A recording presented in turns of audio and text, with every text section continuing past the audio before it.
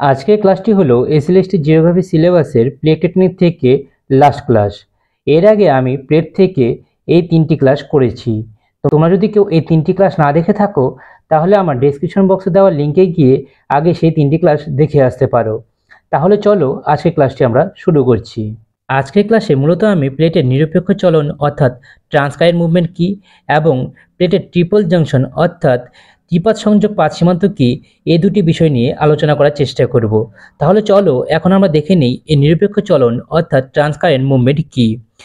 যখন দুটি পাত পরস্পরের মুখোমুখি হলে সংঘর্ষ না ঘটিয়ে একটি পাত অপর পাতকে পাশ কাটিয়ে অতিক্রম করে চলে যায় তখন তাকে বলা হয় নিরপেক্ষ চলন।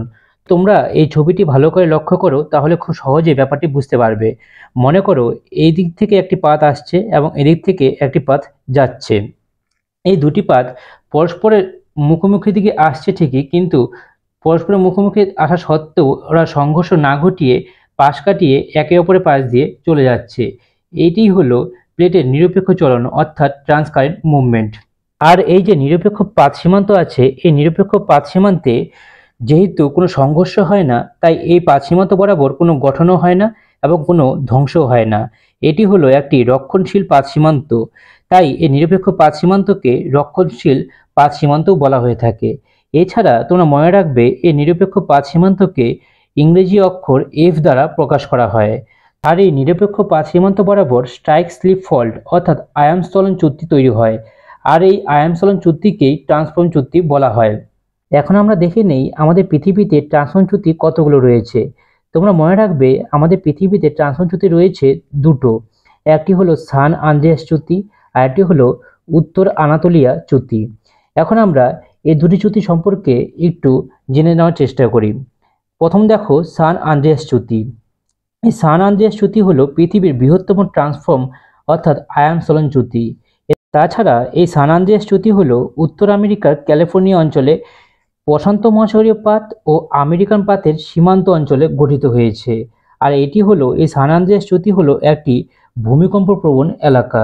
তাহলে তোমরা এই সান আন্দ্রেয়াস চুক্তিটি কোথায় লক্ষ্য করা যায় এবং কোন দুটি পাতের সীমান্তে গঠিত হয়েছে এবং এটি হলো পৃথিবীর বৃহত্তম ট্রান্সফর্ম অর্থাৎ আয়ান স্থলন চুক্তি, এই ইনফরমেশনগুলো তোমরা মনে রাখার চেষ্টা করবে। এখন আমরা দেখে নিচ্ছি আইআইটি ট্রান্সফর্ম চুক্তি অর্থাৎ উত্তর আনাতোলিয়া চুক্তি। এই উত্তর আনাতোলিয়া চুক্তিটি হলো তুরস্কে অবস্থিত এবং এটি ইউরেশিয়া পাত ও আনাতোলিয়া পাতের সীমান্তে এই উত্তর আনাতোলিয়া চুক্তি লক্ষ্য করা যায়। তাহলে আশা করছি এই নিরপেক্ষ পাত সীমান্ত কি এবং এই নিরপেক্ষ পাত সীমান্তে যে ট্রান্সফর্ম চুক্তি গঠিত হয়ে থাকে তা তোমরা খুব সুন্দরভাবে বুঝতে পেরেছ। এখন চলো আমরা দেখে নেই প্লেটের ত্রিপাত সংযোগ অর্থাৎ ট্রিপল জাংশন কি। এটি খুবই গুরুত্বপূর্ণ, এখান থেকে অনেক পরীক্ষায় প্রশ্ন আসা দেখা গিয়েছে। তাহলে চলো এখন আমরা দেখে নেই এই প্লেটের ত্রিপাত সংযোগ অর্থাৎ ট্রিপল জাংশন কাকে বলা হয়। তোমরা মনে রাখবে কোনো পাত সীমানায় 3টি পাত পরস্পর মিলিত হলে তাকে ত্রিপাত সংযোগ বলা হয়। আর এই ত্রিপাত সংযোগ পাত সীমান্তের আকৃতি হয় ইংরেজি ওয়াইয়ের মতো।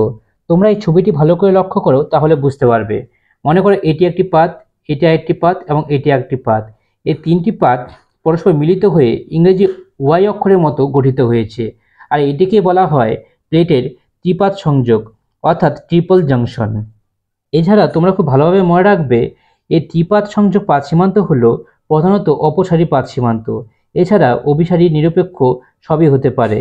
আর এই ত্রিপাত সংযোগ পাত সীমান্তে দুটি পাত সক্রিয় থাকে এবং একটি পাত অর্থাৎ একটি বাহু নিষ্ক্রিয় থাকে। মনে করো তোমরা এই ছবিতে এটি হলো ত্রিপাত পাত সংযোগ। এখানে একটি বাহু, দুটি বাহু এবং 3টি বাহু রয়েছে। এর মধ্যে যে কোনো দুটি বাহু সক্রিয় থাকবে এবং একটি বাহু নিষ্ক্রিয় থাকবে। মনে করো এটি এবং এটি সক্রিয় আছে এবং এটি নিষ্ক্রিয় থাকবে তখন। তাহলে আমরা কি দেখলাম যে ত্রিপাত পাত সীমান্তে 3টি বাহু থাকে এবং তার মধ্যে একটি বাহু নিষ্ক্রিয় থাকে। আর এই নিষ্ক্রিয় বাহুটিকে বলা হয় অলাকোজেন। এটি তোমরা খুব ভালোভাবে মনে রাখার চেষ্টা করবে। এখন আমরা দেখে নিই এই ত্রিপাত সংযোগ পাত সীমান্তে কি কি এক্সাম্পল রয়েছে অর্থাৎ কোন কোন পাতগুলো ত্রিপাত সংযোগ পাত সীমান্ত।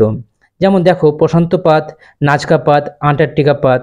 এই এক্সাম্পলগুলি খুব ভালোভাবে মনে রাখার চেষ্টা করবে, এখান থেকে ডিরেক্ট কোশ্চেন চলে আসতে পারে। তাহলে তোমাদের ক্লাসটি কেমন লাগলো তোমরা কিন্তু অবশ্যই আমাকে কমেন্ট বক্সে কমেন্ট করে জানাবে। আর আজকেই আমাদের এই প্লেট থেকে লাস্ট ক্লাস ছিল। এর নেক্সট ভিডিওতে আমরা পরবর্তী অন্য কোনো টপিক নিয়ে সুন্দরভাবে আলোচনা করার চেষ্টা করব। তাহলে চলো দেখা হচ্ছে পরবর্তী ক্লাসে। সবাই ভালো থাকবে ও সুস্থ থাকবে।